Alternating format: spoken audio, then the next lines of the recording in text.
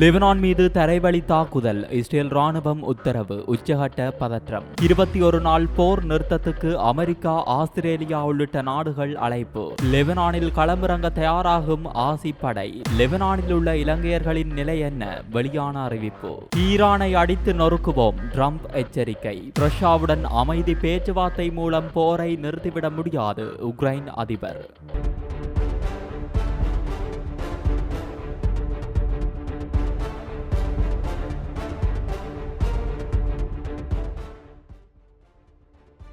லெபனானில் தரைவழி தாக்குதலை தொடுக்கும்படி படையினருக்கு இஸ்ரேல் ராணுவ தலைவர் ஹெலேவி உத்தரவிட்டார். லெபனானில் தரை தாக்குதலுக்கு நாடு தயாராகி வருகிறது. ஈரானுடன் இணைந்து ஹிஸ்புல்லா அமைப்பினர் இஸ்ரேல் மீது தாக்குதல் நடத்தினர். இதற்கு அவர்களுக்கு தக்க பதிலடி கொடுக்கப்படும். நாம் செய்யும் எல்லாவற்றையும் பற்றி என்னால் விரிவாக பேச முடியாது. ஆனால் நான் உங்களுக்கு ஒன்றை சொல்ல முடியும். வடக்கில் வசிப்பவர்களை பாதுகாப்பாக அவர்களது வீடுகளுக்கு திருப்பி அனுப்புவதில் நாங்கள் உறுதியாக உள்ளோம் எனவும் தெரிவித்தார்.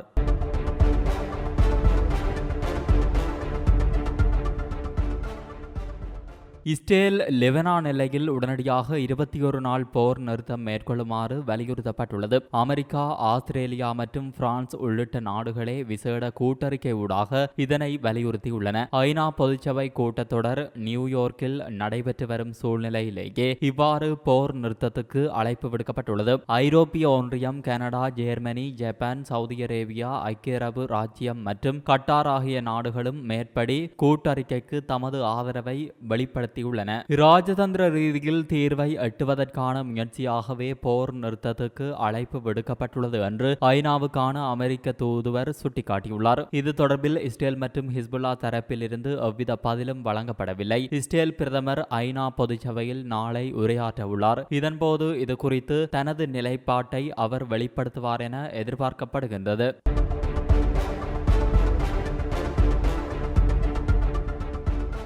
மத்திய கிழக்கில் பிராந்திய போருக்குரிய அச்சுறுத்தல் அதிகரித்துள்ளதால் அப்பிராந்தியத்தில் நிலைநிறுத்தப்பட்டுள்ள ஆஸ்திரேலிய படையினரை லெபனானில் மீட்பு நடவடிக்கைக்கு பயன்படுத்துவதற்கு உத்தேசிக்கப்பட்டுள்ளது. இது தொடர்பில் நட்பு நாடுகளுடன் ஆலோசிக்கப்பட்டு வருவதாகவும் தெரிய வருகிறது. எனினும் லெபனானில் பாரிய அளவிலான மீட்பு நடவடிக்கைக்கு உடனடி சாத்தியம் இல்லை என தெரிவிக்கப்படுகிறது. லெபனானில் உள்ள ஆஸ்திரேலியர்களை அங்கிருந்து உடன் வெளியேறுமாறு ஆஸ்திரேலியா ஏற்கனவே எச்சரிக்கை விடுத்துள்ளது. நெருக்கடி நிலை ஏற்பட்டால் அனைவருக்கும் ஒரே தடவையில் உதவும் இயலுமை இல்லை எனவும் சுட்டிக்காட்டப்பட்டுள்ளது. லெபனானில் குறைந்தபட்சம் 15,000 ஆஸ்திரேலியர்கள் உள்ளனர் என மதிப்பிடப்பட்டுள்ளது.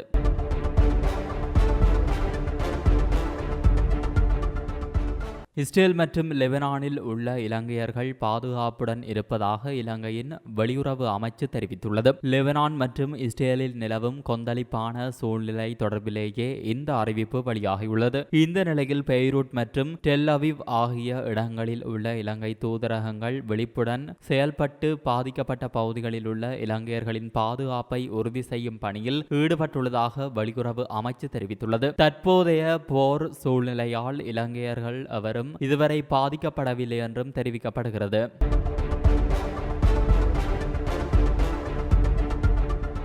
அமெரிக்க ஜனாதிபதி தேர்தல் எதிர்வரும் நவம்பர் மாதம் 5ஆம் தேதி நடைபெற உள்ளது. தேர்தல் நெருங்கும் நிலையில் அரங்கேறும் குளறுபடிகளுக்கும் குறைவில்லாமல் இருக்கிறது. குடியரசுக் கட்சி சார்பில் ஜனாதிபதி வேட்பாளராக களமிறங்கியுள்ள டொனால்ட் ட்ரம்ப் மீது அடுத்தடுத்து கொலை முயற்சிகள் நடந்த வண்ணமே உள்ளன. அதன்படி கடந்த ஜூலை மாதம் 13ஆம் தேதி பென்சில்வேனியாவில் நடந்த பிரச்சார கூட்டத்தின் போது மேத்யூ குரூக்ஸ் என்ற 20 வயது இளைஞன் மேடையில் உரையாற்றிக் கொண்டிருந்த ட்ரம்பின் மீது துப்பாக்கியால் சுட்டார். துப்பாக்கி ரவை காதை உரசி செல்ல உயிர் தப்பினார் டொனால்ட் ட்ரம்ப். அதேபோல் கடந்த செப்டம்பர் மாதம் 16ஆம் தேதி புளோரிடாவில் கோல்ஃப் மைதானத்தில் விளையாடிக் கொண்டிருந்த ட்ரம்ப் மீது டெயான் வெஸ்லி ரூத் என்ற 58 வயது நபர் துப்பாக்கிச்சூடு நடத்தினார்.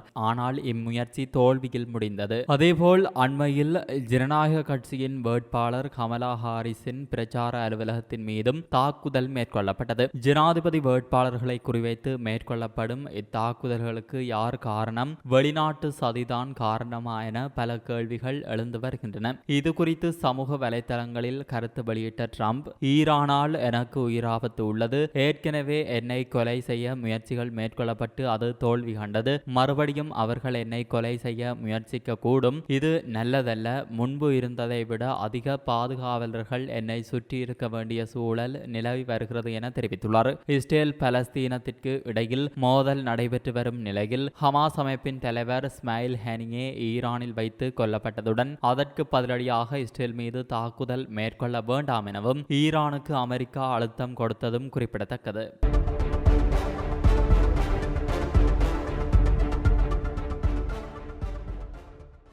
உக்ரைன் மீது ரஷ்யா போர் தொடுத்து 2.5 வருடங்கள் ஆகிவிட்டன. போரை முடிவுக்கு கொண்டுவர இந்தியா உள்ளிட்ட நாடுகள் முயற்சி மேற்கொண்டுள்ளன. 3 நாட்களுக்கு முன்பு அமெரிக்காவில் உக்ரைன் அதிபர் ஜெலன்ஸ்கியை பிரதமர் மோடி 3வது முறையாக சந்தித்து பேசினார். அமைதி தீர்வுக்கு உதவுவதாக உறுதியளித்தார். இந்நிலையில் நியூயார்க் நகரில் ஐநா பாதுகாப்பு கவுன்சில் கூட்டத்தில் உக்ரைன் அதிபர் ஜெலன்ஸ்கி பேசியதாவது, உக்ரைனில் அமைதியை ஏற்படுத்துவதற்கான எனது செயல் திட்டத்திற்கு 100க்கும் மேற்பட்ட நாடுகள் ஆதரவு தெரிவித்துள்ளன. போரில் ஈடுபட்ட நாடுகளும் அதில் அடங்கும். ஆனால் சில நாடுகள் அந்த திட்டத்திற்கு மாறான சில திட்டங்களை பரிந்துரைக்கின்றன. அவை நிதர்சனத்திற்கு அப்பாற்பட்டிருப்பதோடு போரை தொடர புடினுக்கு உதவும் வகையில் உள்ளன. எனவே உண்மையான அமைதி ஏற்படுத்தக்கூடிய திட்டத்தை அனைவரும் ஆதரிக்க வேண்டும். புடின் செய்து கொண்டிருப்பது சர்வதேச குற்றம். அவர் எண்ணற்ற சர்வதேச விதிமுறைகளை மீறியுள்ளார். அவர் தானாக போரை நிறுத்த மாட்டார். ரஷ்யாவுடன் அமைதி பேச்சுவார்த்தை நடத்துவதன் மூலம் போரை நிறுத்திவிட முடியாது. போர் எளிதாக நிற்காது. அதற்கு ரஷ்யாவை அமைதி தீர்வுக்கு தள்ள உலகளாவிய நடவடிக்கை எடுக்க வேண்டும். ஒரே ஆக்கிரமிப்பாளர் மற்றும் ஐநா விதிகளை மீறியவர் என்ற அடிப்படையில் ரஷ்யா மீது இந்த நடவடிக்கையை எடுக்க வேண்டும். மற்ற நாடுகளின் இறையாண்மை மற்றும் பிராந்திய ஒருமைப்பாட்டை ஒவ்வொரு நாடும் மதிக்க வேண்டும் என்ற ஐநா பிரகடனத்தை ரஷ்யா பின்பற்ற செய்ய வேண்டும் எனவும் தெரிவித்தார்.